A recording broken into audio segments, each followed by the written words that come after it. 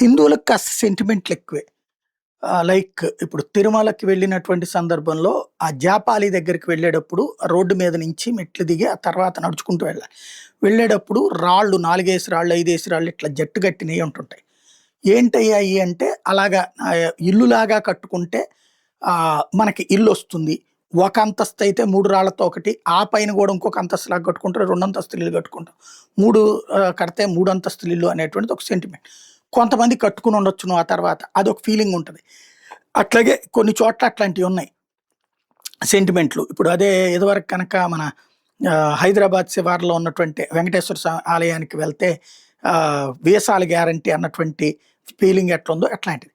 అలాగే అనేక గుళ్ళల్లో చెట్టుకి మొక్కులు కడతారు. అంటే ఏం గావాలో అనుకుని మొక్కు కట్టడం అన్నటువంటిది. దాన్ని సాధారణంగా విమర్శిస్తూ ఉంటారు. ఎక్కువగా ఈ పాశ్చాత్య దేశాల వాళ్ళు విమర్శిస్తుంటారు. బట్ ఇప్పుడు అమెరికాలో ఇవి చెట్లు, క్రిస్మస్ చెట్లు. ఈ చెట్లకి తమ తమ ఆకాంక్షలతో కూడినటువంటివి పెట్టుకొచ్చారు. అంటే వాళ్ళకి గూడా సెంటిమెంట్ ఉందనినే కదా! అమెరికా కాలిఫోర్నియా శాంటా బార్బరా మనుషులు తమ కోరికలను రాసి ఏలాడదీశారు. సాధారణంగా ఎవరి సెంటిమెంట్లు ఆళ్ళది. దాంట్లో మనం మూర్ఖత్వంగా విమర్శించనక్కర్లేదు. అదొక మానసికంగా తృప్తి కలుగుతది గదా! మనం దేవుడికి చెప్పుకున్నాం అన్నటువంటిది. ఆ తృప్తిని గూడా లేకుండా ఇక్కడ దాని మీద ఒక పెద్ద చర్చలైతే అవసరమా అన్నదే ఆలోచించుకోవాల్సింది.